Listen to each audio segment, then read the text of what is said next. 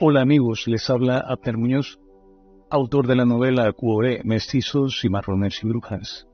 Reciban todos un cordial saludo y mi gratitud por la acogida que le han dado a esta y otras de mis obras. En atención a las peticiones que he recibido de algunos de ustedes, con preguntas interesantes, me he permitido seleccionar algunas de ellas para hacer este corto video y responderle a sus interrogantes. Y dicho esto, pues, pasemos al asunto. Vamos a iniciar con Fabio Mex. Pregunta Fabio: Hola Abner, me gustaría saber qué te inspiró a escribir Cuoré, Mestizos, Cimarrones y Brujas. Soy mexicano y encuentro muy interesante los temas culturales de nuestros pueblos. Bueno, Fabio, poniéndolos en contexto, debo admitir que son temas que desde niño me atraen y que de una forma u otra he estudiado. Pienso que la posición estratégica de la que goza Panamá ha propiciado que el mestizaje haya sido su característica principal. De hecho, no se me ocurre otro lugar en el mundo con un mestizaje tan heterogéneo como el nuestro. En cuanto al cimarronaje y las brujas, pues, de igual forma son temas apasionantes y que en nuestra cultura han sido puestos un poco de lado. Pero trato de realzarlos y darles la importancia que se merecen, pues todo lo culturalmente histórico forma parte de lo que hoy día somos como panameños, y si una población ignora de dónde viene, entonces no sabe quién es ni hacia dónde va. Con la invasión europea, el nativo de estas tierras colapsa y los primeros en hacer contactos prácticamente desaparecen, producto de enfermedades para las cuales no tenían anticuerpos y la explotación laboral. Esto ocurrió en el caso particular de Panamá, con la nación indígena que habitaba el Darién, parte de la actual Colombia, hasta lo que hoy día es Chame. Se trata de la nación Cueva, de quienes hago mención en la novela Cuoré. Es posteriormente al exterminio de estos que, escapando del invasor, llegan casi al unísono, provenientes del norte y del noreste, la etnia Guna, y atravesando la selva desde el este, llegan los Embera-Huaunán, todos huyéndoles al invasor europeo que estaba entrando en sus tierras ancestrales. Los expertos no se ponen de acuerdo en qué momento empezó esta repoblación del Darién, pero yo lo ubico para efectos de la novela Cuoré en unos años antes del ataque y destrucción del campamento del rey Bayano, el rey Cimarrón Bayano. Fabio, espero que esto responda a tu pregunta. Y seguidamente pasamos con María Alejandra. María Alejandra nos escribe desde el Perú. Dice María Alejandra: ¿cómo surgió la idea de mezclar estos tres temas tan diferentes y poderosos? Mestizos, cimarrones y brujas. A ver, María Alejandra, consideremos el hecho de que para el invasor europeo, todo aquel que no fuese de piel blanca y cristiano era considerado inferior. Incluso debatían si los nativos tenían alma o no. Pero considerando que la lujuria siempre ha estado presente en el ser humano, no hizo falta mucho para que los europeos se llegaran a las mujeres indígenas, que según los escritos de la época eran muy hermosas, y aún lo podemos ver en las etnias que sobrevivieron. Pero esto nos da una idea de que la vida para los primeros mestizos, resultado de la mezcla entre un hombre europeo y una mujer indígena, no era fácil, pues eran rechazados por ambos grupos. Esta es la situación de Cuoré, quien nace y crece en la ciudad de Santa María la Antigua del Darién, como el resultado de una violación a su madre. Por otro lado, en cuanto a los cimarrones, pues es muy complejo, debido a que fueron los mismos africanos los que iniciaron el comercio de negros con los portugueses. Por lo general vendían a los enemigos capturados en guerra. Poniéndolos en contexto, para aquel entonces, en África, el imperio de Mali se estaba dividiendo debido a la entrada del Islam y a la negativa de parte de la población que se inclinaba por su culto tradicional animista, lo que les llevó a tener una guerra interna en la cual se benefició la industria de la esclavitud, pues existen escritos de la época que puntualizan que la demanda de esclavos era tan grande en Europa que en ocasiones el capitán de un barco negrero, que así se le llamaba a los barcos esclavistas, invitaban a su proveedor de esclavos con familia, amigos y todos para agasajarles en el barco, y una vez dentro levantaban anclas y agarraban rumbo a Europa, donde todos eran vendidos. Muchos esclavos eran musulmanes y hombres letrados, es decir, estudiados.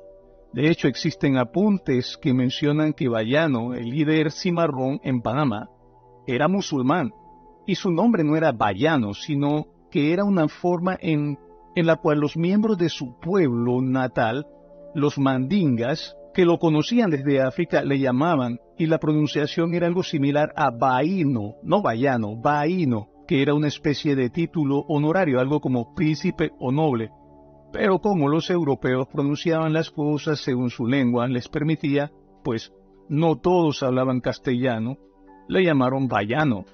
Así ocurrió con muchas otras cosas más, por ejemplo, el calzado indígena que hoy en día conocemos como cutarra, su nombre original era gutarra con G. Y así pues muchas otras cosas fueron cambiadas con el tiempo debido precisamente a ese problema con la semántica que presentaban algunos europeos al no hablar todos el castellano.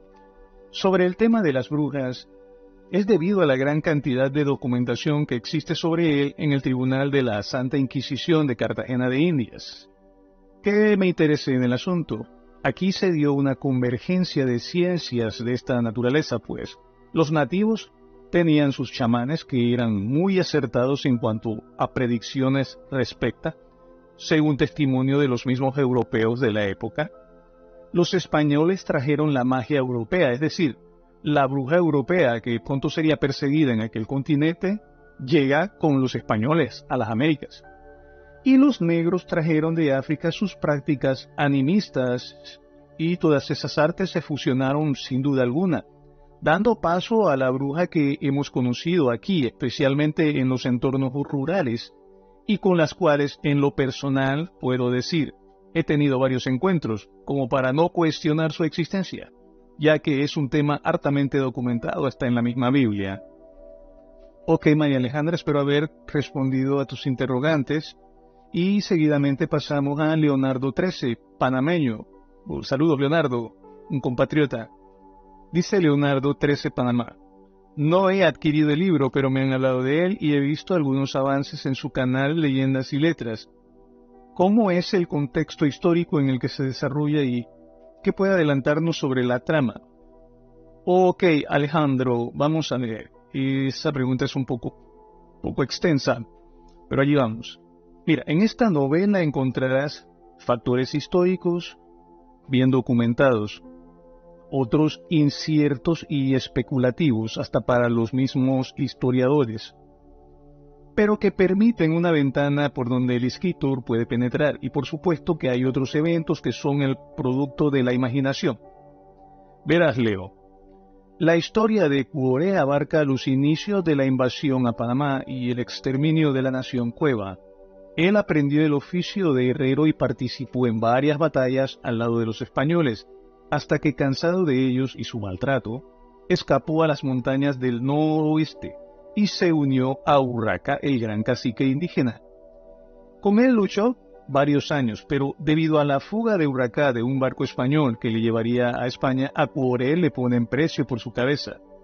Él para ese entonces estaba tras la pista de un negro liberto, y pasó a explicar, un negro liberto es aquel que en un momento fue esclavo, pero de alguna manera obtuvo su libertad. Estos hechos que estoy manifestando aquí no son totalmente ciertos. Aquí hay una mezcla de eventos históricos fusionados con, obviamente, la trama de la historia que es producto de mi imaginación. Resulta que este señor había capturado a la mujer de Cuore en combate, pero en vista de que Cuore tenía precio sobre su cabeza, tuvo que vivir en la clandestinidad hasta que finalmente dio con el rastro de Heliberto. Cuando el quilombo del rey Bayano es atacado, si no me equivoco, por Pedro de Ursúa, Cuore se encuentra allí, ya siendo un guerrero curtido. Por supuesto, él está allí tras la pista de quien se quiere vengar, pero resulta malherido en el combate y es rescatado por una mujer que también es el resultado de un mestizaje. En el caso de ella en particular, ella es una mujer samba. Es la hija de un negro yoruba y una mujer emberá. La chica lo pone a salvo y cura sus heridas y entre ellos nace una especie de relación o amor. Pero mientras esto ocurre, su enemigo, quien practica y domina las artes oscuras africanas y la magia europea, le enseña estas artes a 4 mujeres indígenas que introduce a su aquelarre, en el cual se encuentran miembros de todas las élites sociales. Y allí todos son iguales, eso es muy interesante. No hay discriminación de raza ni de estatus social, allí los miembros de esa cofradía son hermanos. Durante una cacería, Cuore se encuentra con algunas brujas de ese aquelarre. Ellas le atacan, convertidas en fieras, y ante el valor demostrado por el hombre deciden respetarle la vida. Sin embargo, una de ellas se prenda del guerrero y lo desea para sí. Ella es una mujer europea, que empieza a acechar a Cuore y es así como descubre que un grupo de cazarrecompensas ha salido desde el poblado de Chepo a dar cacería al mestizo, para efectos de cobrar la recompensa. De manera que se apresura a advertirle del peligro, y luego se desarrolla el núcleo de la historia que termina con un final inesperado pero sorprendente y a la vez muy trágico, pero sé que a todos les va a gustar. Estos eventos se desarrollan en las selvas del Alto Chucunaque, las costas de San Blas, Chepo y las cabeceras del río Bayano. Vamos con María Eugenia, María Eugenia dice que es originaria de Perú también. Dice María Eugenia, el título Cuore es intrigante, ¿qué significado tiene dentro de la historia? Bueno, María Eugenia, Cuore no es el nombre con el cual bautizaron al personaje principal de la novela. Se trata de un apodo que le puso su madre y que no era más que un grito silencioso de su subconsciente o quizás el mejor deseo de ella para con su hijo, pues Cuore en la lengua indígena de su madre, de la madre de Cuore, valga la redundancia, significa libre. Cuore tenía un nombre con el cual lo bautizaron los sacerdotes de la ciudad de Santa María la Antigua, que no era un nombre muy agradable, pues hacía más alusión era a un demonio. A Cuore lo llamaron Azael o Azazel. Y es algo que lo vas a descubrir a medida que te adentres en la historia de Cuore, mestizos, cimarrones y brujas. 3 temas que se fusionan en toda Latinoamérica indiscutiblemente y que forman parte de nuestra propia identidad.